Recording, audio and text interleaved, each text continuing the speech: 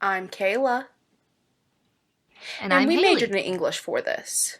All right, we are reading Vampire Academy, Book 1 of the Vampire Academy series by Richelle Mead.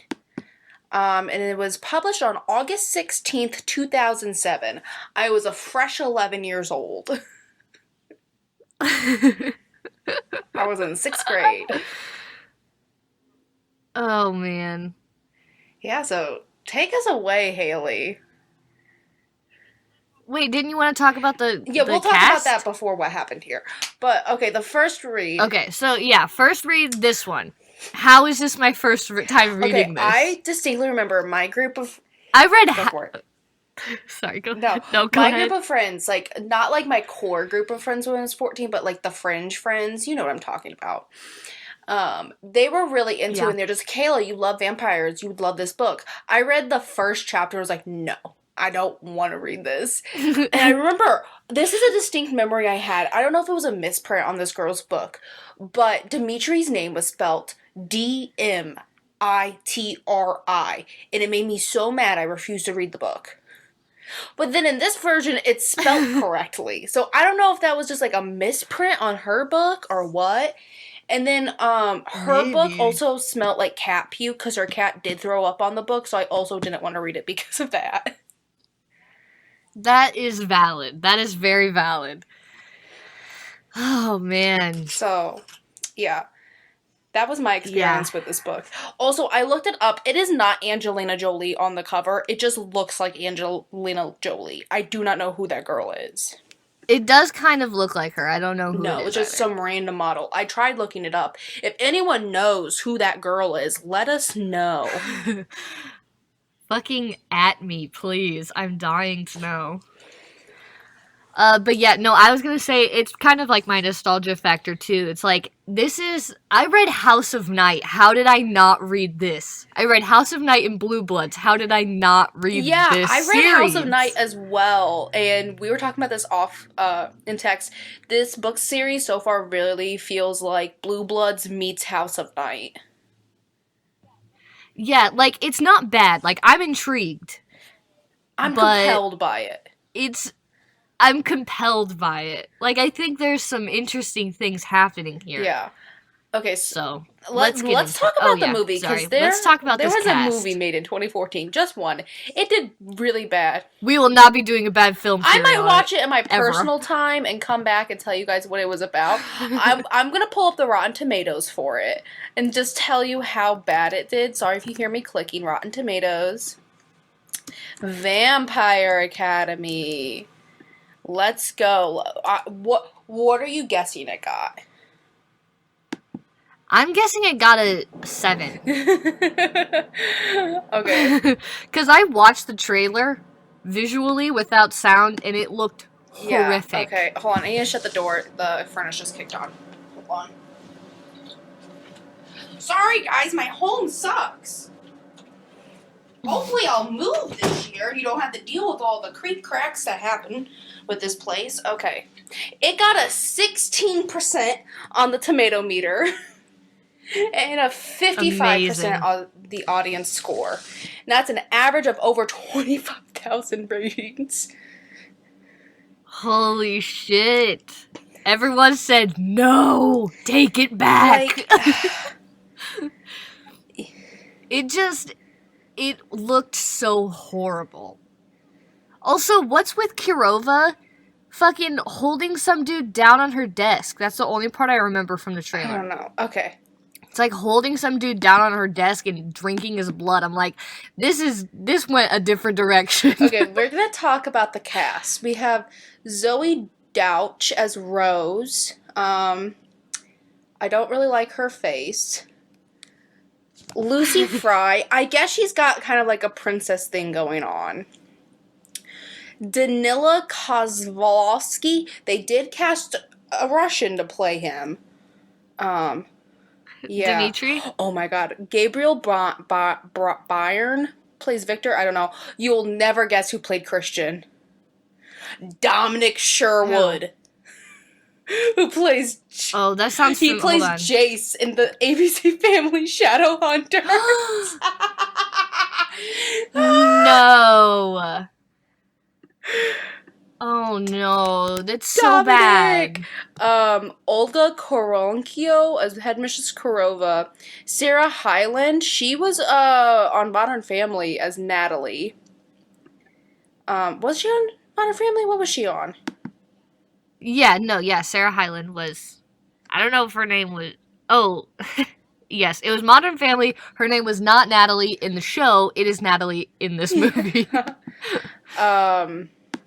Sorry for my clicky. My computer's like not working. Okay. Cameron Monaghan plays Mason. Ian from Shameless. Yep. Sammy Gale, I don't know who that is, played Mia. Claire Foy played Mrs. Sharp. Mrs. Carp. I'm so sorry, Mrs. Carp. Claire Foy played Mrs. Carp. She played Queen Elizabeth in the first 2 seasons of The Crown. Oh yeah, that's why she looks familiar. And then like everyone else, like nothing really of consequence. I think the absolute worst, the most horrific is Demetrius. Yeah, he looks like a creepy old man. And why is Kurova a young woman? I don't know. She is young. She also looks familiar. Yeah, she was the love interest in Quantum of Solstice, a James Bond movie. She is not my headmistress. No. I'm looking at these photos. Oh man, it's rough. Why does Mia have short hair? I don't know. This official poster. Why does the actor for Dimitri look like he's 37?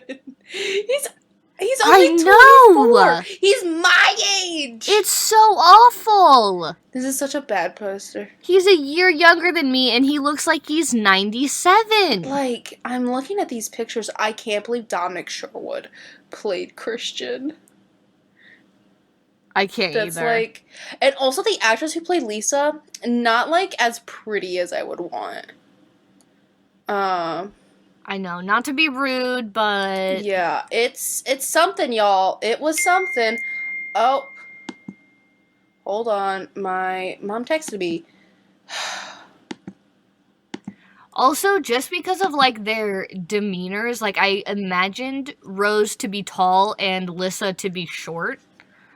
But I know in my head that's not how it is. But Rose is 5'7" and Lissa's taller than her. Like all of the Moroi are like tall and very thin. We get told many times how they have no boobies. But you know how like they have no boobies, they are stick thin. Rose got that ass, got them titties. She talks about it herself. She's all excited about it. Okay, should we start talking about the book? Yeah, probably. Okay, if we get a singular DM about me watching the movie and coming back and giving my thoughts next week on a special segment, DM us. Yeah, we need to know if anyone is interested. I will not be watching it. I absolutely refuse. Hate watch it and then bring it as a segment onto this show. Okay, take us away, Hales. If you hate it a lot, though, I will watch it so we can scream about it together. Okay, so what happened here? So, keep in mind, I have 7 pages of notes, no quotes, so we're just going straight through this thing. I think 7 notes is very generous. Yeah, I got a little carried away, as I do. So, living vampire princess Lissa Dragomir and Dampier / half-human, half-vampire / guardian in training, Rose Hathaway, have been on the run for 2 years. Hold on. Is it Dampier or is it Dampire? What were they saying in that trailer? I've been saying Dampier. What were they saying in that trailer? We will link the trailer on our Facebook. Not on our Facebook, on Twitter. I have no idea. I couldn't hear it that well. It's Moroi Strigoi, and I think it might be Dampire. I think it's Dampire. Say Dampier. I'm gonna say Dampier. Until I I'm don't correct. care. Come back with what I've seen. Okay. So we don't know exactly why they ran away, but it seems like Lissa was in some kind of danger. We don't know.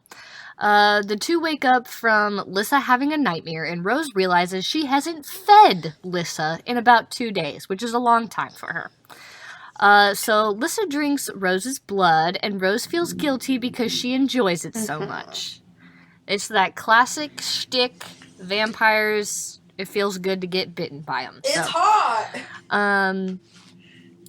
It's hot. So, Lissa goes to get Rose something to eat because of blood loss. You know how it is. And Rose sees a tall man standing in the trees outside. And she knows they've come for her. They have to escape.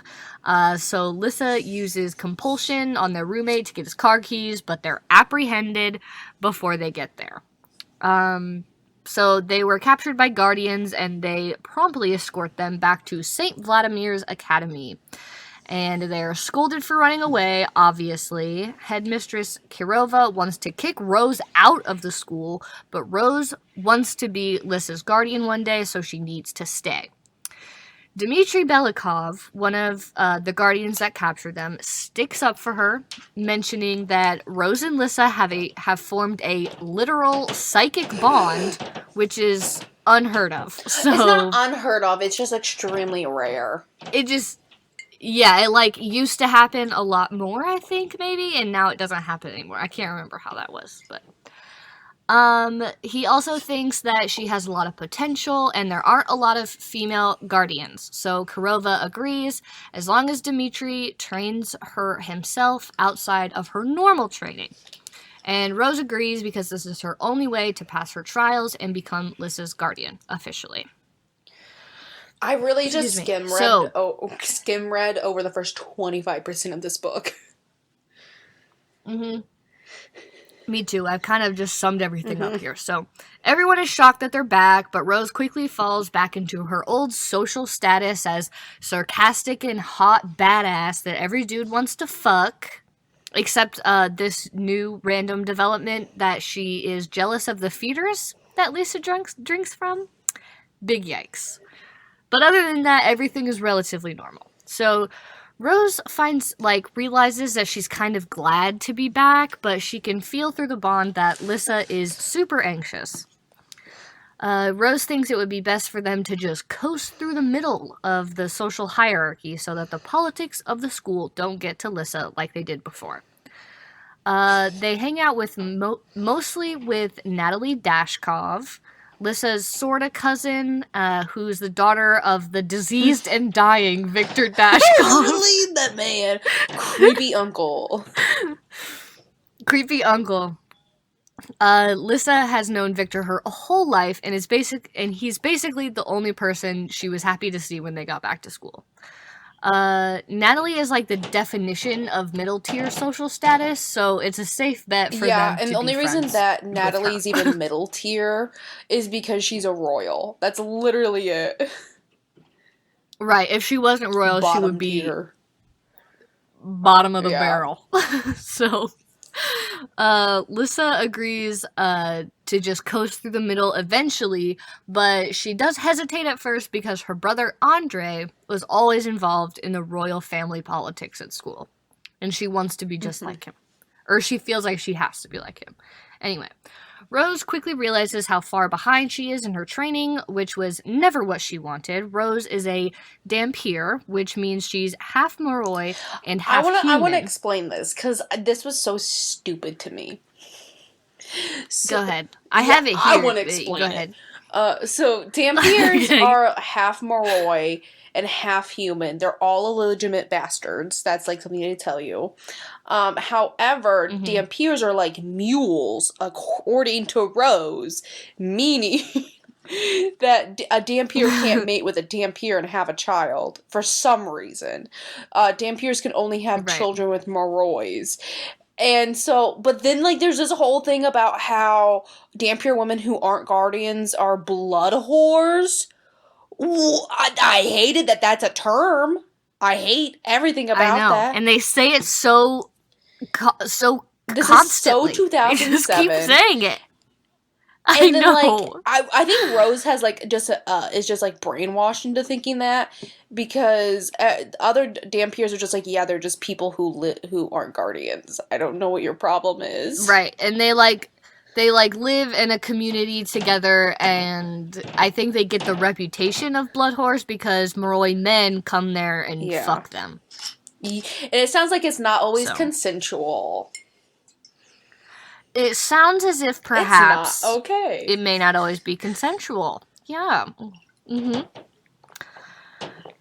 Yeah, so that's why there's so few women guardian, because the women either have to raise their kids or Yeah. But the Dampiers usually act as guardians, or they are the guardians of the Moroi, because they need to continue reproducing. And the Moroi are too precious to fight for themselves, so it falls on the Dampiers. Yeah. So becoming a blood whore is one of Rose's biggest fears, which is why she works so hard at being a guardian. Her mother is a famous guardian, but Rose doesn't really know her since her mother basically gave her to the academy when she was a baby and never really talks to her. So, at lunch that very first day, they meet Mia Rinaldi, who neither Lissa nor Rose remembers from before they left. But she has successfully clawed her way to near the top of the food chain. Not quite at the top, but she's pretty close. She's also dating Lissa's ex-boyfriend, Aaron, and apparently she hates both girls with her entire being. For some reason. And, the reason that's given later on is the stupidest reason I've ever heard. I know. Yeah, we'll get to it, but it is really dumb. So this Mia girl tries to insult Lissa constantly, earning herself insults from Rose in return. If it were like before, Rose would have just beaten the shit out of her from the beginning, but she has to be on her best behavior so she doesn't get kicked out of school. Lissa befriends Christian Ozera against Rose's wishes. BTW, Rose only really knows this because she can sometimes be inside of Lissa's head and see and feel what Lissa does. Just girly things. Normal just friend things. Just girly things. So Christian is mysterious and a smartass, but he's actually really nice to Lissa. And they kind of have similar situations because Christian's parents purposely turned into Strigoi. I can't remember what it was already. They're Beef the stroganoff. Undead and immortal beef stroganoff. They're the undead and immortal vampires that feed off living Moroi vampires. And they're big, bad, strong, the bad people. They hunt the Moroi. Anyway. Because of this, Christian is very much the outcast. And Lissa also lost her mother, father, and brother a few years ago in a car accident where she and Rose were the only Macaroni survivors. versus stroganoff.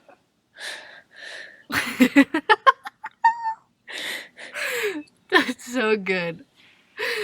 This whole Strigoi plot line reminded me of the Silverbloods plot line from Blue Bloods. Exactly. Yes. Absolutely.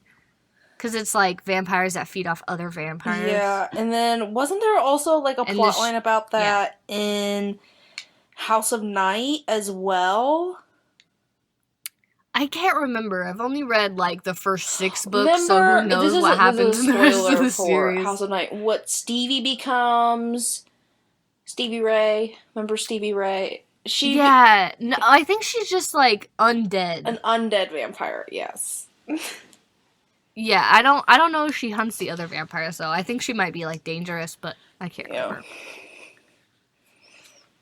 No, I think you're right. I think you are right. I think anyway. We love to see it. Moving on. So Rose decides to start going to church so she can hang out with Lissa. And during one sermon, the pastor mentions Saint Vladimir's friend Anna, who was shadow-kissed.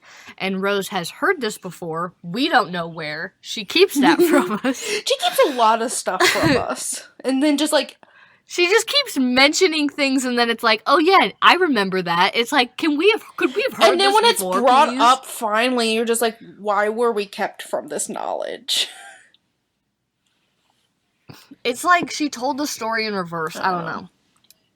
But, so Anna is shadow kissed. Rose has heard this before, so she starts investigating it, but she can't find out much. Just that Saint Vladimir and Anna were close, and he could heal people, and he was crazy, but Anna helped him.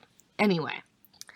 Things start to go bad for Lissa when she begins finding dead animals that were left for her. It's so bad.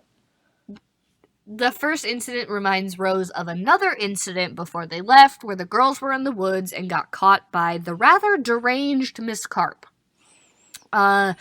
They saw a dying raven, and Lissa brought it back to life. And Miss Carp freaked out and told her to never do it again, and that Rose has to keep her from ever doing it again. And this is extra weird because before that, Miss Carp had healed Rose's hand when she was sneaking out another time, which people, like, their people aren't supposed to be able to do. Except apparently also Saint Vladimir did this. So now there's 3 people that could do this, and it's weird. Anyway, now Lissa thinks that someone saw her bring the raven back to life and is taunting her. Rose doesn't think this is the case, but people do begin taunting Lissa the next day. Yeah, they're all just like, yeah, you definitely killed that fox for funsies. You definitely killed that fox. For fun. And put it on your own bed. For fun. Because you're a fucking weirdo, apparently.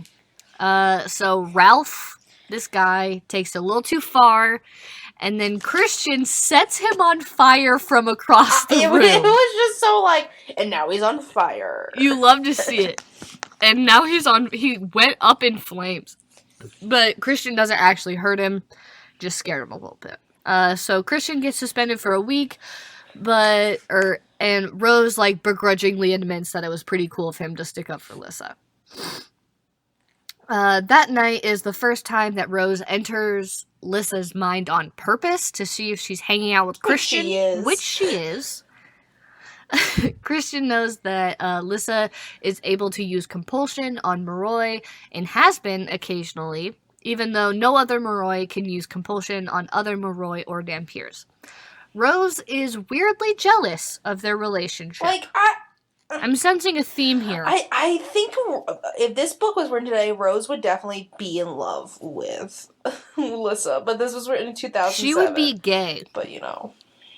But instead, she's in love with someone else. Yeah. And it's bad. Anyway, we'll get to it. We'll also get to it. So later, Rose sneaks off to hook up with hot guy Jesse. Okay, I would just like to issue a complaint. Stop naming potential love interest Jesse. That is my brother's name. The only time I encounter this name is when our female leads are trying to have sex with a guy named Jesse, and I hate it so much.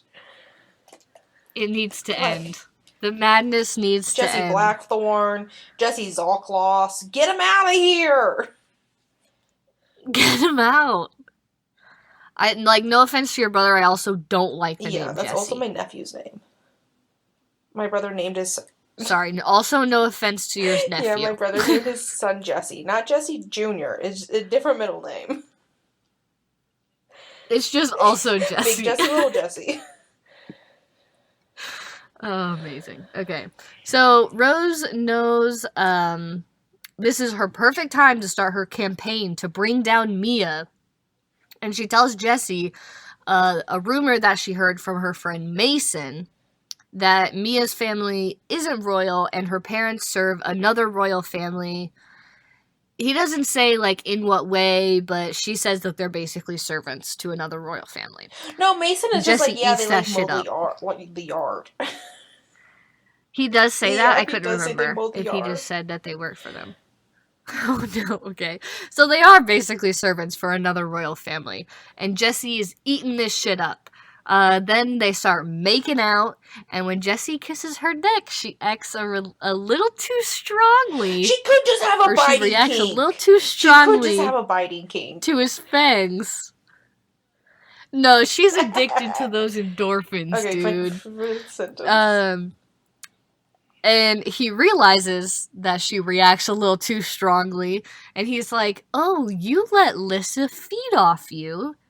And you liked Maybe she it. just has a biting kink, Jesse. Maybe she's just into biting. You don't know what her business is. But even if she is, that's like every stereotype about people like her, so it's not great. So, Dimitri comes in and catches them, and he's a little too aggressive with Jessie, if you ask me. And then he's like staring at Rose with her shirt off, and then he tells her that she's a Dampier, and and that already comes with like not a great reputation, and that if she wants to be a guardian, she needs to know when it's okay to have fun and when she needs to be serious. And she tells him that she is serious and asks him to teach her how to fight because he's just been training her, like running laps, like physical training. Yeah, and so he agrees. So they're actually going to start training. This is the part where Jessie like tries to pressure her into having sex, and and Rose is just like, I may be a slut, but I'm also a virgin, and it's just like, excuse me, what does that even mean, Rose?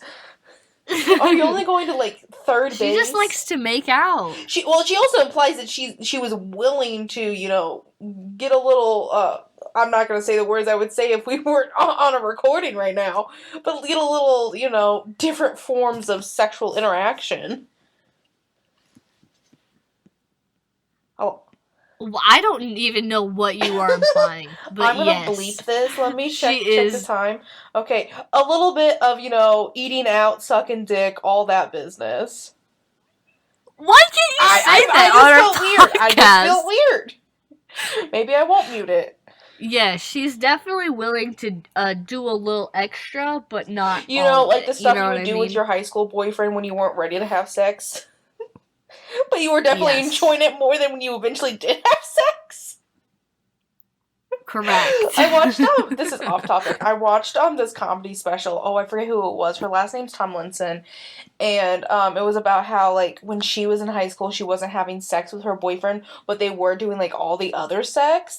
And so her friends were just like, yeah, we had sex, but I don't, you know, come. And then she's like, what, really? You're sinning and you're not even having a good time? God, we'll see if I bleep that word. Nice. Okay.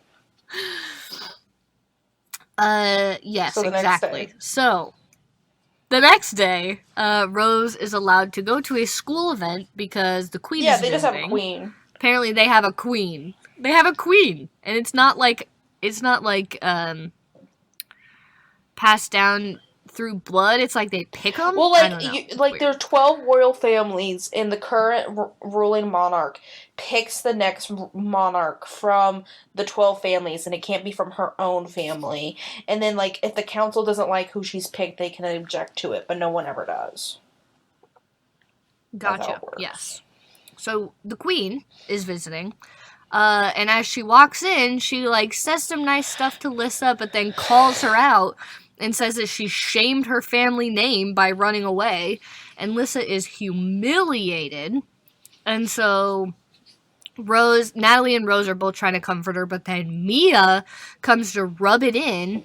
And Mia realizes that Rose was the one who started the rumor about her family. So she's got an extra vendetta against her. And Rose is about to beat some ass, finally, when Dimitri comes and breaks it up. And so as he is escorting her to her dorm, she sees Christian on his way to check on Lissa, and she lies and says that Lissa thinks he's a freak so that he will stop hanging out with her. Rude. Bad friend move. Bitch friend move. That night, Rose gets a bad feeling that something is going on with Lissa, so she gets Dimitri, and they go and find her. Lissa is freaking out because someone left a dead rabbit in her room with a note that was like, I know what you are, I know who you are, I know what you do. Anyway. And so she, like, panicked and cleaned it up, and then she was freaking out so much she self-harmed. Started cutting herself. I did not consent to reading about self-harm in this book at the length at which they talk about it. Yeah, it was surprising. I didn't see it coming. Yeah. Anyways. You don't expect that in a vampire book. I'm just saying. So they take her to the infirmary, and Rose stays with her. Lissa feels like her depression is getting worse, even worse than before they left. So the next day, Rose thinks everyone is whispering about them because of the rabbit, but eventually Jesse and Ralph, actually, Jesse and Ralph are spreading a rumor that Rose had sex with both of them and let them drink her blood. Okay, one. Your name's Ralph. What leg do you have to stand on?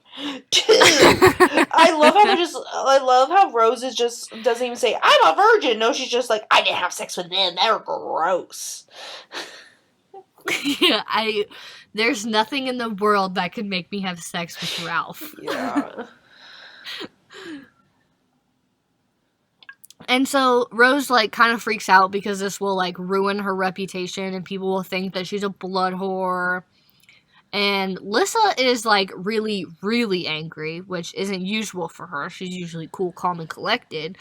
And knows that it was Mia who put the boys up to this. And so she vows to start climbing the social ladder again with help from compulsion. Does that make any sense? Anyway, you know what I mean. To take down Mia and stop the rumor about Rose. So over the next couple of days, Rose is super depressed, and Lissa is using compulsion to sway people to their side.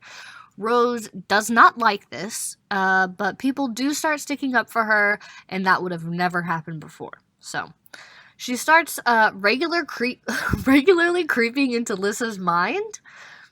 That's nice. I don't like it. Dimitri, like, has heard the rumors, but he doesn't believe them. Like, he knows they aren't true because she's not like that. And then he tells her about his mother. I say that she is a blood whore, but I don't think that is necessarily what she is. I think she just lives in that... the call now that we're never going to say community? The BW phrase again on this podcast. And we'll just call them non-guardian Dampier women. How about that? That is too long. We need to shorten it up, or else I'm going to end up saying blood whore because it's easier. A regular Dampire. A normie Dampire. Yeah, she's a normie. His mom is a normie who lives in one of the Dampier communities and raises her children there. And his Moroi dad would abuse her, and so Dimitri beat the shit out of him. When he was 13! Which is incredible. Like, that does not happen in this society. Yeah, and then we also find out that his dad's also a royal, which is, like, sus as fuck. Yeah, very sus. Like, we know royal people aren't good, but, like, that proves it. So we'll see where that goes in the future. So Lissa starts, like, definitely abusing her compulsion more than she was before. And it really freaks Rose out. In church one day, Rose realizes that Saint Vladimir could not only heal, but he could use compulsion on Moroi as well, just like Lissa can. And she decides that she needs to do some more research. I don't know why I haven't said it yet, but you're not supposed to be able to do compulsion on other Moroi or Dampiers. I think I say it a bunch of times later, but it makes sense to You say it once earlier. Anyway. Okay. So, she decides that she needs to do more research, so she talks to her friend Mason into getting some books from Christian. And also to apologize because she lied about Lissa, and Lissa's going insane, and she needs someone who actually cares about her. So if you could just pass that message along, Mason. But he succeeds, and Rose begins doing research. Again, she reads about Shadow-Kissed Anna, but it doesn't say what that means. And then she remembers Miss Carp telling her that she was Shadow-Kissed and that she had to protect Lissa. Not only that, Miss Carp uses some compulsion on Rose to get Lissa out of the school, which she shouldn't be able to do, but she can do it. Oh, man. Something's not adding up here. Later that evening, Mason sneaks Rose out of her dorm to go to a party with Lissa and some popular kids. Some dude starts asking Rose about having her blood sucked, and Lissa gets so angry that it reminds Rose of yet another incident before they escaped. Lissa had seen some older dude bring a feeder girl to a party, and she had already been fed off of too many times Yeah, that and that day. feeder girl's like 15, played by Anna Taylor-Joy in the movie. Yes. And Lissa is infuriated, and she gets Rose, who, as a sophomore, is already a badass at this point, to talk to them. But Rose doesn't get very far, given that she's pretty drunk. And so the guy is like, fine, whatever, I'll leave. So he takes the feeder girl to his room, and Lissa's like, that's even worse. So she slips out without Rose noticing, and uses compulsion to get the guy to destroy his own room with a baseball bat. I know, okay, I have so Smashing many the questions window about and this letting in scene, daylight. so keep going. And daylight isn't necessarily deadly to Maroi, but they can't handle much of it. And so Rose finally gets there, or gets Lissa to stop, and she's freaked out because she doesn't even recognize her best friend. She's like, I don't know this girl. And then when some guardians arrive, Rose takes the fall so that no one knows about Lissa's compulsion. And then it was only 2 days after that Rose escaped with Lissa, realizing that being there was making whatever was happening with Lissa even worse. So basically the analogy of what's going on with this feeder girl is that this older guy was about to go sexually assault her. And they're all just like, yeah, it doesn't matter, she's a feeder girl, whatever. Right. Like, ooh. Or she's a junkie. She doesn't matter. She's beneath like, us. she's actually human and you guys aren't, so maybe you should knock it off.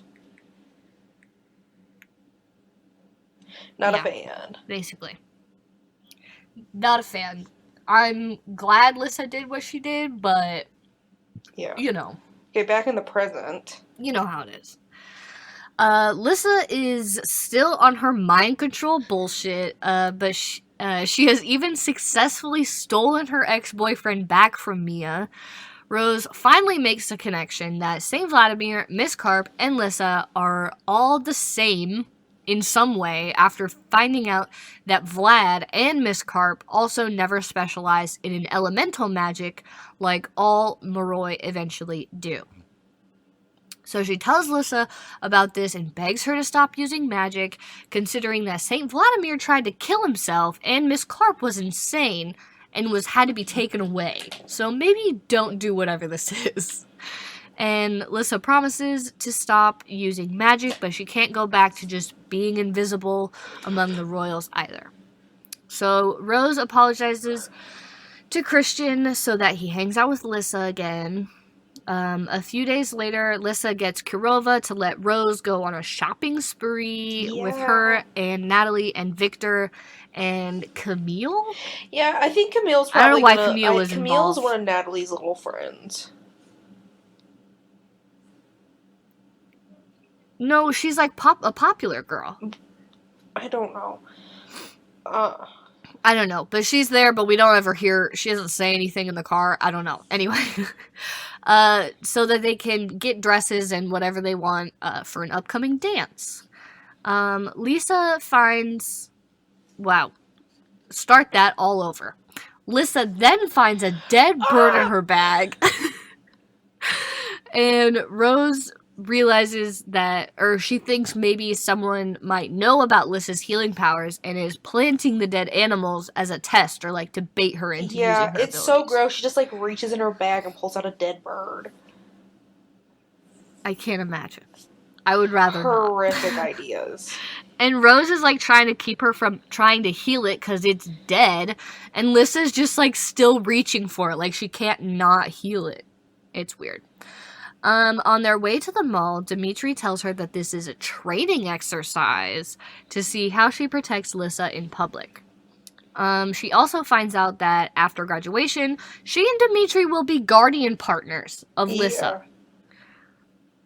Then Strigoi get brought up, and Rose realizes that someday she might be faced with one that she used to know as a Moroi or a Dampier that she has to kill now. And, but Dimitri tells her that they might be grateful to be killed if they had been turned by force. So maybe you're doing them a favor. We don't know. Foreshadowing, perhaps, for things that happen in the future series? Who knows? Oh, God. That is for sure gonna happen. So, this is when Rose realizes that she is definitely in love with Dimitri because they're both so passionate about being guardians. Victor says that it reminds, like, the Strigoi and killing for, killing out of compassion, that's what I'm trying to say, reminds him of Miss Carp and her lover who was a guardian. So it turns out, after she was taken from the school, she went Strigoi. Yeah. She went full Strigoi. Okay, I have so many questions about how Strigoi are made, because it implied that if one bites you, you become one. But how did one get near Mrs. Carp to make her one? No, you can become one by choice, by killing someone. Like, that's how they're made. You kill someone by draining their blood. Oh, you kill another Moroi. Okay, yeah. I missed that part during my skimming. By draining their blood completely, because, like, it goes against the laws of nature. You're not supposed to do that. They become a Strigoi. They can't go out in the sun. They can't use magic.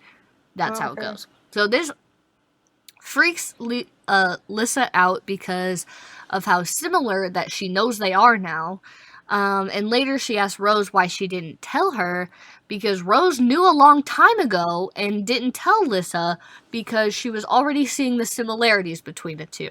Great. But the trip isn't completely depressing because Rose gets a sexy dress. Yeah. I just love that logic. Everything's fine because Rose got a sexy dress. When they get... That's my own logic, by the way. When they get back, Rose is goofing around and she trips on a bench and knocks herself out. Trips off a bench, sorry, and knocks herself out. No, that's not what happens. She's standing on a bench, and when she goes to step off of it, the bench collapses underneath of her. Yeah, the bench, like, breaks, and she, like, breaks her ankle, and she passes out. Yeah. When she wakes up, Dimitri is there, and he gives her a get-well-soon gift that Victor left. Good guy Victor. It's an extremely expensive necklace that she had seen earlier but didn't buy, or couldn't afford. Or that Lissa couldn't afford. Anyway, Dimitri also got her a gift. The lip gloss she likes. Wow. Wow. That's Dimitri's love language. Lip gloss. Apparently, Lissa hadn't left her side when she was unconscious. Dimitri said that she must have a guardian angel for being able to take so much without much injury, especially the car accident that killed Lissa's family. Remember that, Rose? Yeah. And that's when Rose realizes that Lissa must have healed her even back then, because she should not have survived that. So she taps into Lissa's mind, and Lissa is talking to Christian, and he's angry with her for all the shit she's been pulling. And Lissa is confused and angry, and she says that she has to take down Mia, but doesn't understand why Mia hates her so much. And Christian tells her that it was Lissa's brother, Andre, that fucked Mia over, literally and figuratively. Meaning, Lissa's brother, Andre, was fucking Mia and then broke up with her. And that's why she hates Lissa. Yeah. Correct. So then Christian gets mad at her about the ex-boyfriend thing, and then he's like, you don't like him, and she's like, you don't know, and he's like, and then he kisses her, and he's like, that's how you kiss somebody you like, and then he leaves, and Lissa's extremely upset. And basically some stuff happens, and and then Rose has to go get Lissa, and Lissa has to be committed, and everyone finds out that she has severe depression and has been self-harming. I don't want to talk about what happened. That is skipping way too much. We'll skip to she's in the infirmary. Yeah. So Lissa gets mad at Rose because she told why she was there. And now people know, and Rose again tells her that she has to stop using magic because it's making her depressed. And Rose wants to tell the school about everything so that they can help, but Lissa is angry even more and thinks that they will take her away like Miss Carp. And so Lissa tells her to leave, and so Rose leaves. By the next day, everybody already knows that they're fighting. And everyone's trying to figure out why she was in the hospital, but they don't know. The dance arrives and Rose decides not to go, but Mason talks her into it. She wears the dress, the sexy dress, and when Dimitri sees her, he's like, I pretend I do not see it. Just blank stare. So Rose is actually kind of glad to be back to relative normal at the dance. And Mason says he has a surprise, and it's Jessie and Ralph telling her that they only said those things about her because Mia slept with both of them. Like, what plot point is that? What is that? What is that? And so they're gonna tell everybody the truth on Monday, but that doesn't keep Rose from spreading the rumor first. And then through the bond, she feels Lissa's anxiety spike and realizes Mia is bitching her out. So Rose goes to rescue her and realizes that Mia somehow stole Lissa's medical record because she knows exactly why she was in the clinic. Really fucked up. Rose punches her in the face, fucking finally, and gets in another one before she's restrained. 1-2 punch. Baby. Incredible. She doesn't even care at this point if she's expelled, so she lets them take her. But she sees how upset Lissa is, that people are gonna figure it out, even though Mia didn't, say everything, but people are gonna figure it out. And so she's being dragged away. Rose is being dragged away, so she yells at Christian to go after Lissa. So, Rose is back in her room under heavy guard, and she reaches through the bond to check on Lissa, see how she's doing. Christian is managing to soothe her, but then all of a sudden he's attacked. Okay, the next 3 pages we talk about, well, it's 2 pages, all happen in 50 pages. I was in the bathroom at work. It's insanity. Reading this, and I was like, wait, there's only 50 pages left. What is the climax of this book going to be? Oh, the next 50 pages. This next 50 pages is the climax and resolution. So the attackers say they're guardians and they're gonna they're safe, and then so they start going after Lissa, and then Rose is yanked from Lissa's head and her mind goes blank. She can't remember what's happening. All she can think of is Dimitri. I must see Dimitri. So she goes to his room. He answers without a shirt on, and she tries to explain what's going on, but she still can't remember that she just kisses him out of nowhere, and he panics. He's like, you gotta go. But then he grabs her hands to, stop her from touching him, and then suddenly he's in the same trance, and he kisses her, and it quickly escalates. I was so concerned that something was gonna happen. Really quickly escalates. He takes her dress off, leads her to bed. Boy, he's 24. She is 17. What is going on? Yeah, it's nasty. I'm making joking, I do ship them, but it's also just So, yeah, he's like, it's fine. They slow down for a second and have an actual conversation, and it's obvious that they're in love with each other. And then they're literally about to have sex when he takes the diamond necklace off that Victor gave her. I guess so he doesn't knock a diamond loose when they're fucking. Why would you need to take it off? This is a bunch of diamonds, and it's a giant rose that's bedazzled with diamonds. So I think that's his logic is it's gonna get in the way. I don't know. I don't know. I don't know. It I makes feel like no if you're wearing sense, a big, but bulky thankfully, necklace during, like, sexual relations, it's not gonna be, like, a fun time. I guess. But luckily he does take it off. It's a good thing because they realize that it's enchanted, and so Dimitri throws it out the window, and finally she remembers Lissa has been kidnapped. So they rush to get help. I just can't. It's too buck wild. I can't take this. I've written myself into this corner and I don't want to write plot, so this is what's happening. I don't want this book to be 500 pages, so it's gonna be 300, and you're gonna have to deal with it. So when they get to Kirova, she doesn't believe Rose until they find Christian fucking unconscious, and they're like, okay, yeah, maybe something has happened. So Rose figures out that it was Victor himself who kidnapped Alyssa.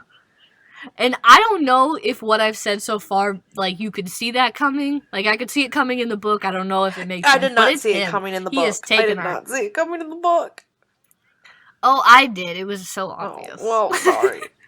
Luckily, the bond between Lissa and Rose also acts as a homing device, so they are off. Dimitri's driving Rose's psychic GPS. When they're almost there, Lissa's feelings are so strong that Rose snaps into her mind. She's sucked into Lissa's head, and it is villain tells all monologue. Villain monologue time. So Victor knew that Lissa might be different when Natalie saw her bring the raven back to life, because apparently she followed her, and he had Natalie set up the dead animals to test her, but realized that she would only fall for it if Rose got hurt. So Natalie used her earth magic to make Rose fall. And he tells her that there's a fifth and rare element that Moroi can wield: spirit. I didn't like that name. I can't. That could have been a better name. It is.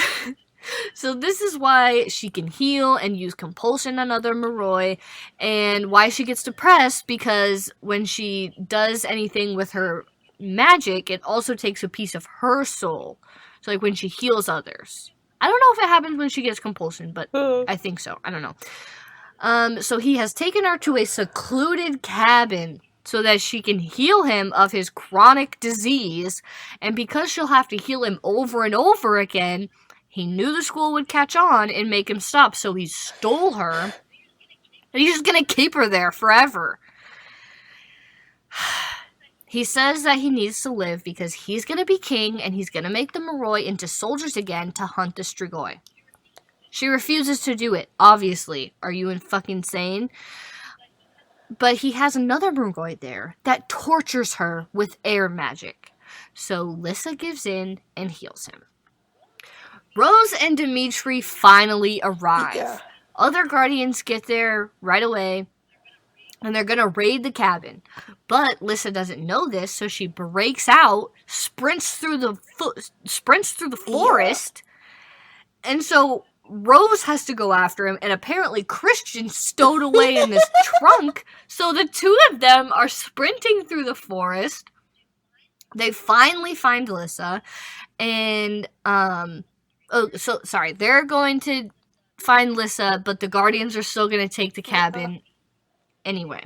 They find her being cornered by Psy hounds, magical hounds, don't know what makes them different. I don't know. But Rose takes them on, but she's like doesn't have any weapons, but she's like holding her own. And then Christian, who was slow, he finally catches up and tries to burn them with his fire magic, but they attack him instead, and he can't hold his own.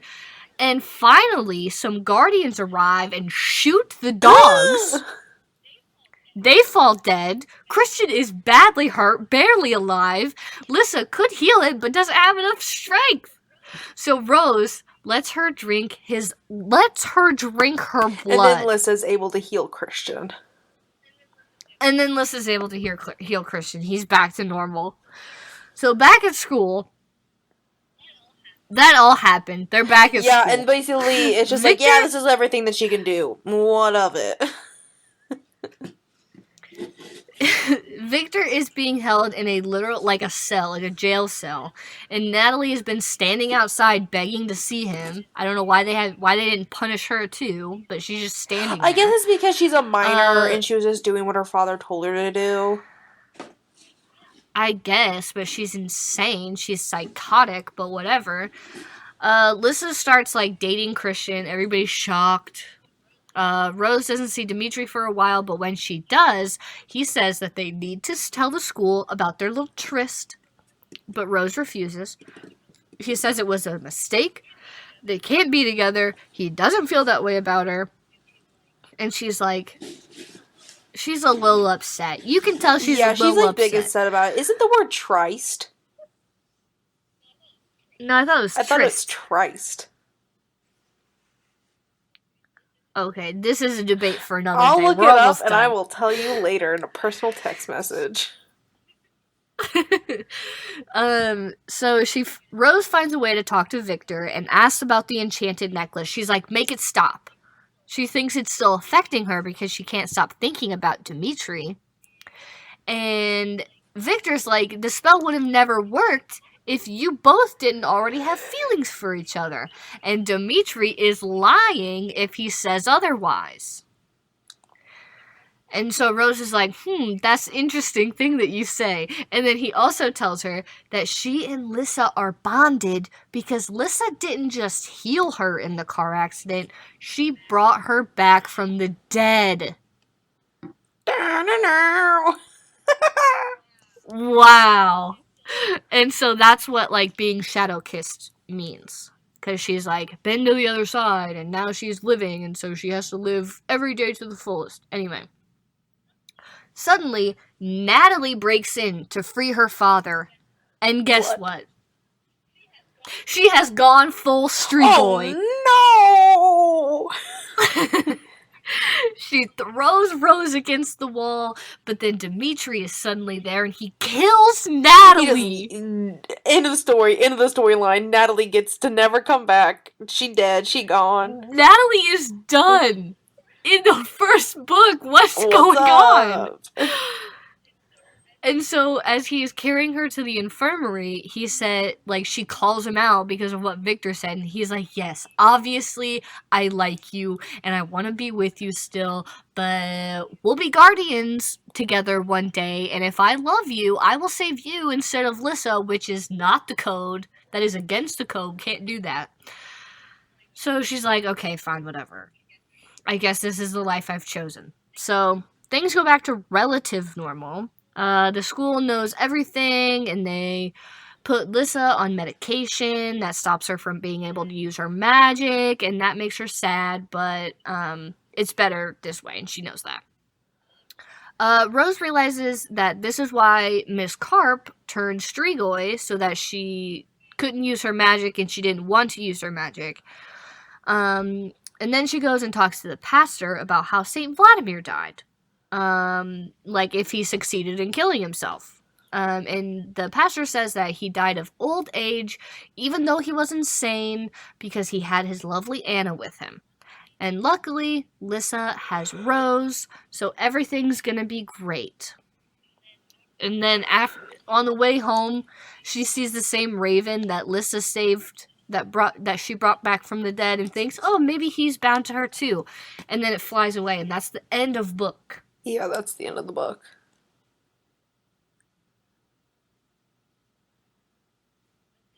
That's it. Yeah. Let's talk about love. All right. I can read this quote. Okay. Staring at Dimitri, burdened by all those questions, I suddenly understood why he and I had this weird attraction, good looks aside. I never met anyone else who had took being a guardian so seriously, who understood all the life and death consequences. Certainly no one my age did, yet. Mason hadn't been able to understand why I couldn't relax and drink at the party. Dimitri had said I grasped my duty better than many older guardians. I didn't get why, especially when they would have seen so much more death and danger, but I knew that moment that he was right, and I had some weird sense of how life and death and good and evil worked with each other. So did he. We might get lonely sometimes. We might have to put our fun on hold. We may not be able to live the lives we wanted for ourselves, but that's the way it had to be. We understood each other, understood that we had others to protect. Our lives would never be easy, and making decisions like this was part of that. Yeah, that's probably really the only... This and the other one in this font is probably really the only important ones. The other ones are just them thirsting for each other. So Did you see that dress? I saw the dress. Did you like it? He didn't answer. I took that as a yes. Am I going to endanger my reputation if I wear it to the dance? When he spoke, I could barely hear him. You'll endanger the school. What's this for? For my first day? No, he said simply, because I thought it would make you happy. Oh, that's cute. And then, you and I will both be Lyssa's guardians someday. I need to protect her at all cost. If a pack of Strigoi come, I need to throw my body between them and her. I know that, of course. That's what you'd have to do. The black sparkles were dancing in front of my eyes again. I was fading out. No, if I let myself love you, I won't throw myself in front of her. I'll throw myself in front of you. Oh, wow. Yeah. Love. Soulmates. And then just one quote for Lyssa and Christian. In some ways, Lyssa and Christian were perfect for each other. Maybe they were outcasts, but the Dragomirs and Ozaras had once been among the most powerful Moroi leaders. In only a short time, Lyssa and Christian had started shaping one another in ways that could put them right there with their ancestors. He was picking up some of her polish and social poise, and she was learning to stand up for her passions. The first time I read that, I said, picking up some of her Polish. And I was like, Lyssa knows Polish. Which is definitely something you want in a relationship. Like, someone who can teach you a foreign language. That's what you need. Theme park? No clue. Yeah, I don't think there was a theme in this book besides, like, horny vampires. There's no theme. There's no theme except... Run away from your problems. Vampire saliva, yummy. Run away from your problems. Do whatever it takes to get to the top, Yeah. baby. I'm just kidding. That's not a theme. That's the lesson. Is don't do that. Yeah, so representation station. I'm gonna let you just skim these and see what you actually want. I don't want to read any of these quotes out loud. I didn't like reading them the first time. Which, like, sounds bad. I just don't personally enjoy consuming media about self-harm. You know, gotta take care of myself, and I don't particularly enjoy reading media about it. Especially, this book didn't really, like, romance it, like, romanticize it, but also didn't, like, give it enough, like, gravitas it deserved. Yeah, I feel like it wasn't full, like... I think... Rose does grasp, like, how depressed Lyssa is. Like, she has no idea what it, like, it takes literally being inside of her head to know just how depressed she really is. Like, how insane it makes you feel. And, like, she doesn't understand her self-harm either. And so just... And it's written from Rose's point of view, so it's like... She doesn't get it, so... Yeah, I definitely feel like, Richelle could have handled this topic better, because, I feel like if you were 14 and you were dealing with depression and you read that your favorite character was doing this and read all Lyssa's, like, reasoning, you would also think it'd be okay, and that it wouldn't be that big of a deal. Right. Because they don't make that big of a deal of it. Right. Yeah, I agree. I feel like she could have done better there. Yeah, I think that this is the most important. The doctor prescribed her something, an antidepressant or anti-anxiety, I couldn't remember which, that made her feel better. I'd never really known anything about those kinds of pills. I thought they made people silly and happy, but it was a pill like any other, meant to fix something, and mostly it just kept her normal and feeling stable. Which I think is something that people do not understand about antidepressants. Like, you're not taking it as like a shortcut. Like, you have something that needs fixed. Yeah. And so you take a medication to fix it. Yeah, You know what and I mean? also Like, it's Lissa not has a to go to weakness. It's counseling not as something well that, while like... she's on this medicine. Right. So it's not like she's, like, taking a shortcut or, like, not putting in the work to make herself happy. It's like, there's something wrong. And, like, you don't tell a diabetic person, well, just make your own insulin. Ooh. Like, just... That's not how it works. So... And that's something I feel very strongly about. Yeah. So... I like that she this said is that. very 2007 how we talk about mental health and pop culture. For sure. Yeah, and then the other one I just had was Rose, I'm 7 years older than you. In 10 years, that won't matter much, but for now, it's huge. I'm an adult, you're a child. Yeah. And I just think that is... it's just... I don't know if this belongs in representation station, but it's just so wild that, like... It does make a huge difference. Yeah. Like, a 7-year age gap wouldn't matter if Rose was 26 or 24, but Dimitri is 24 and she is 17, and... Yeah, if she was okay. 24 and he was 31, it'd still be a little weird, but it wouldn't be, like, crazy. If she was 27 and he was 34, it'd be just like, okay, that's normal. Right. Like, my mom is 8 years older than my stepdad, and I don't think that that's weird at all. Yeah. But my mom's, 57? Like, it's different. And I also think it's really refreshing that it's, the adult doing what the adult is supposed to do, which is, I'm not supposed to have these feelings about you because you are a child and I am an adult. And even if you want to pursue this relationship, I am being the adult and saying we cannot have a relationship while you are underage. Right. And how he also is just like, we can't even be friends. So, gotta go. Gotta go. Gotta jet. Versus some grown-ass adult love interests we've seen on this podcast. Yeah, who are very much the opposite of that. All right, that's all I had for Rep Station. Doesn't hold up. There's they have a desktop computer, and I think that's the only embroidered jeans. Ooh. Embroidered jeans. And BCB jeans, which I know are still a thing. They mentioned Hollister. They mentioned Hollister. Yeah. The way that thrifted clothes is like, did you buy that at a thrift store? And Liz is like, you did buy that at a thrift store, but she's like, still, you don't have to say it. Versus now, thrift store finds are everything. Yeah. Cooler than spending a bunch of money. Yeah, there wasn't a lot of pop culture references because it seems like they're not really into pop culture. Right. They're like the shadow hunters who are just out of normal society. Except for Simon Lewis, who will talk about stupid stuff constantly. All day. Okay.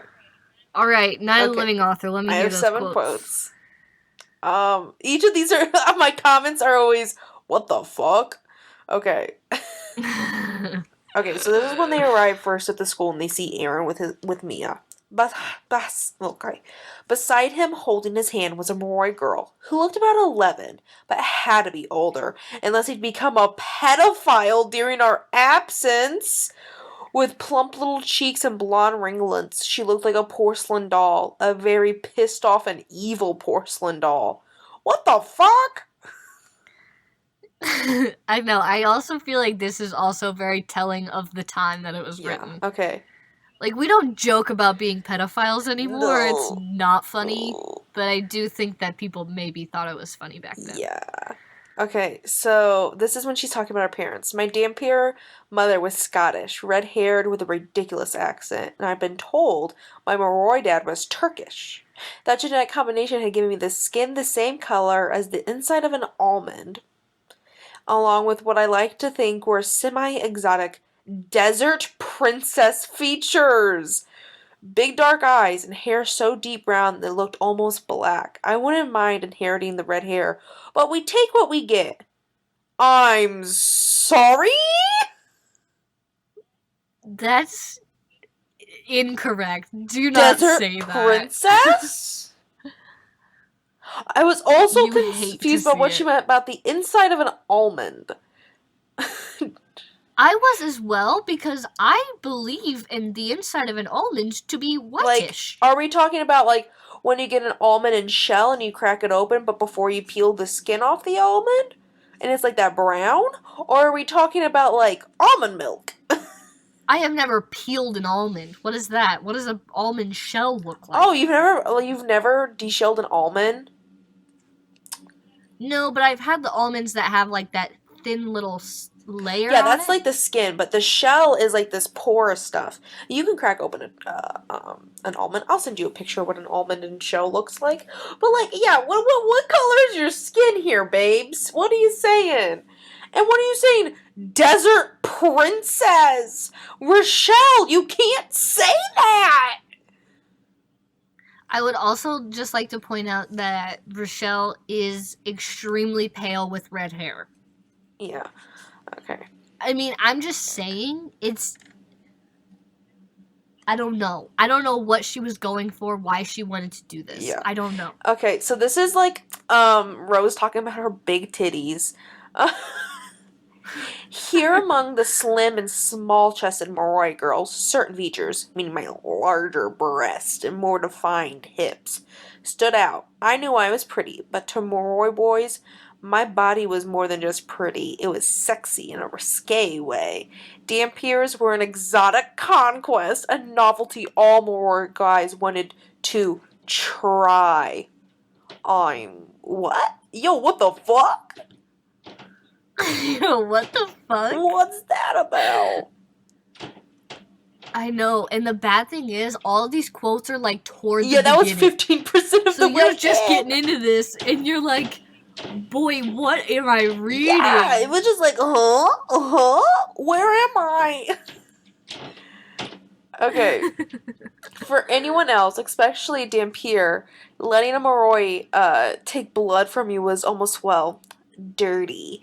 In fact, one of the kinkiest, practically pornographic things a Dampier could do was let a Moroi drink blood during sex. I'm sorry, what? I feel like she equates it to like anal. I don't know. It's like people think that anal is like dirty and it's like skanky. Like you don't let guys do that. I don't know. I But, know like like, actual human beings can have like biting and blood kink, so I don't understand what's going on here. I don't know. I don't know if maybe it's just like it's like the saliva drug effect that makes it like taboo. I don't know either. Okay.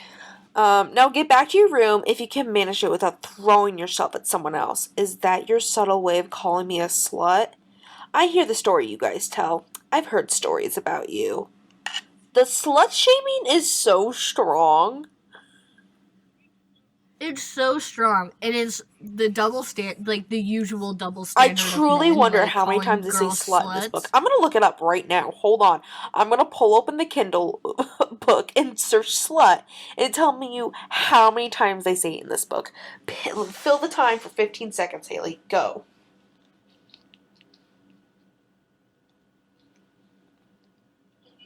Oh, you said fill the time? Yes.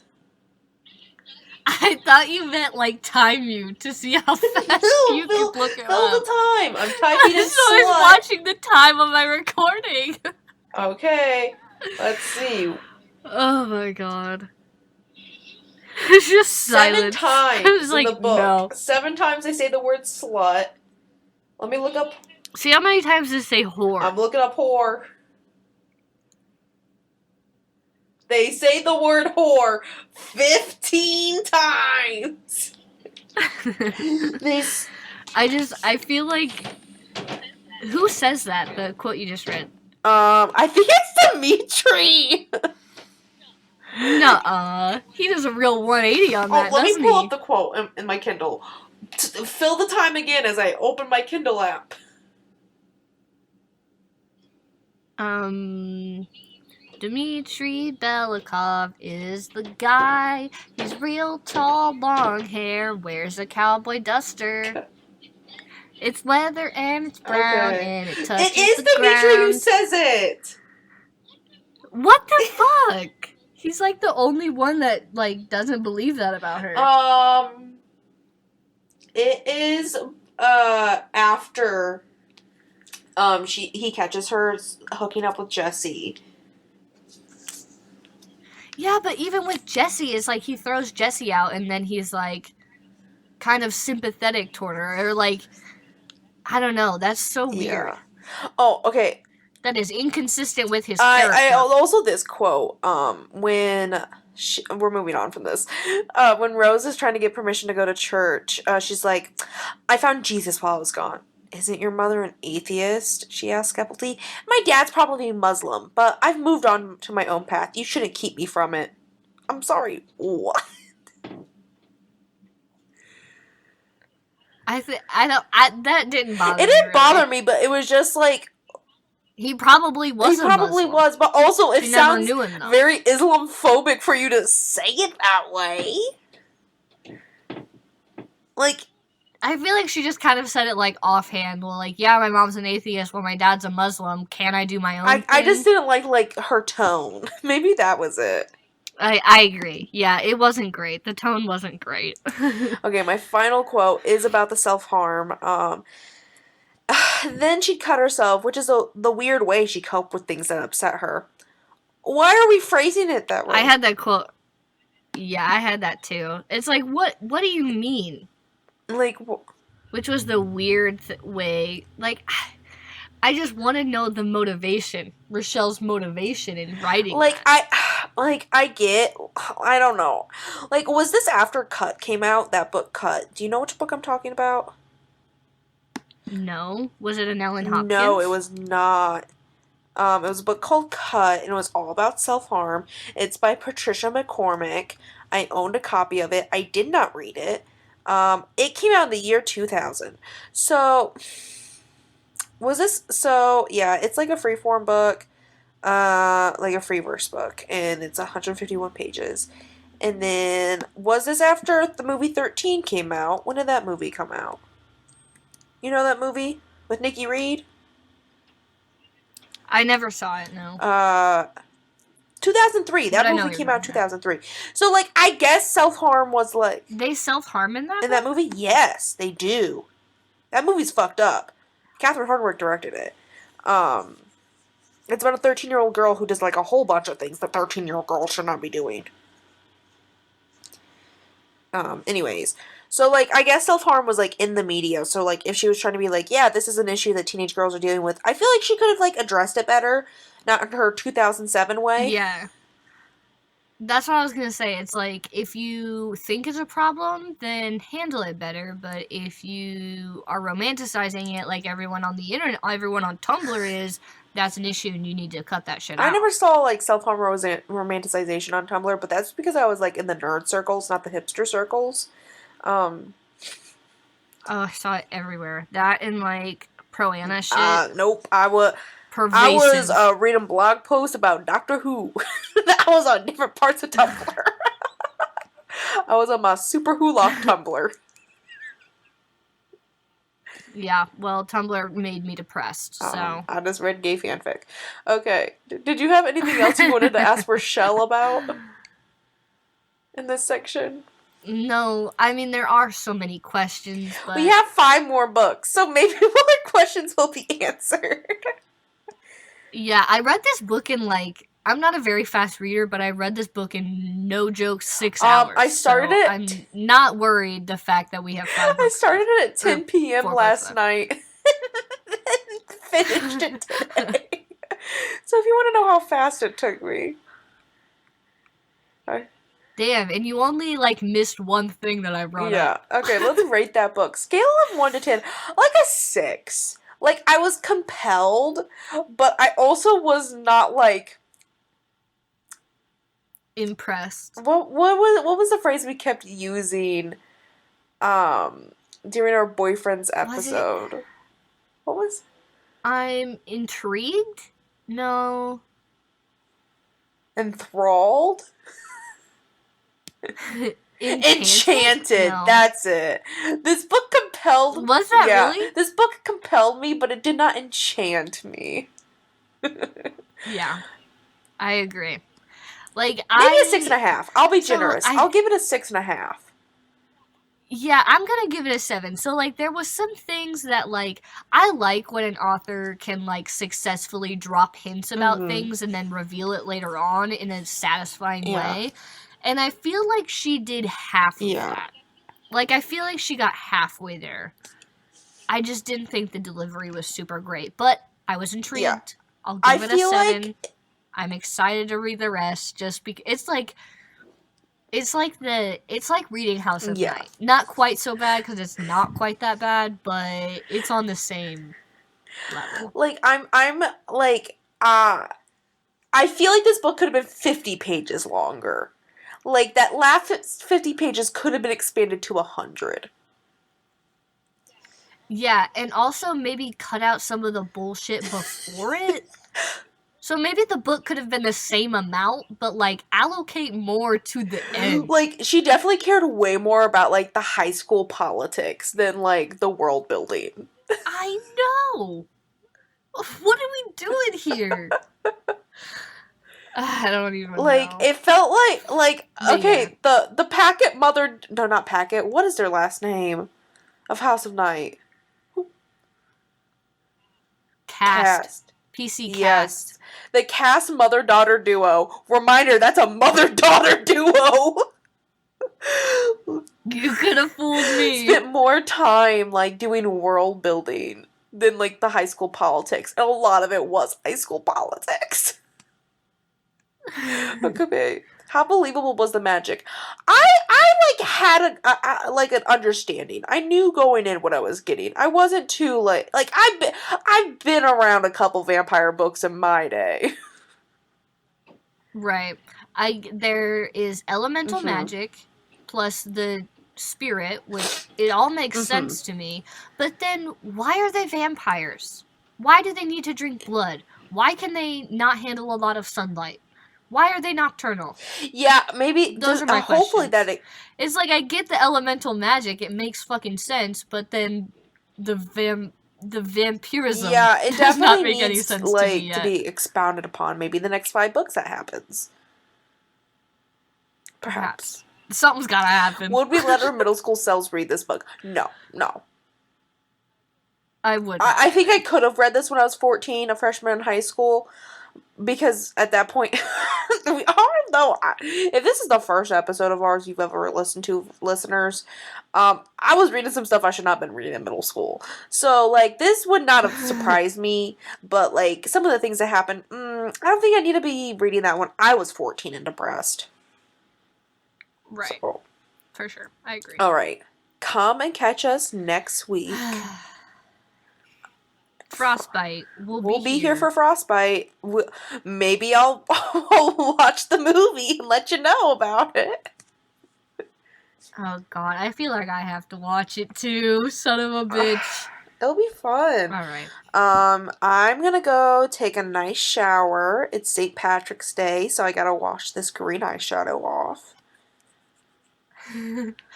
I don't know what I'm gonna do. The night is young. Yeah, we're done pretty fast. But, alrighty. Yeah. Catch you on the flip. Bye-bye. I've been saying that a lot recently. I don't know if I like it.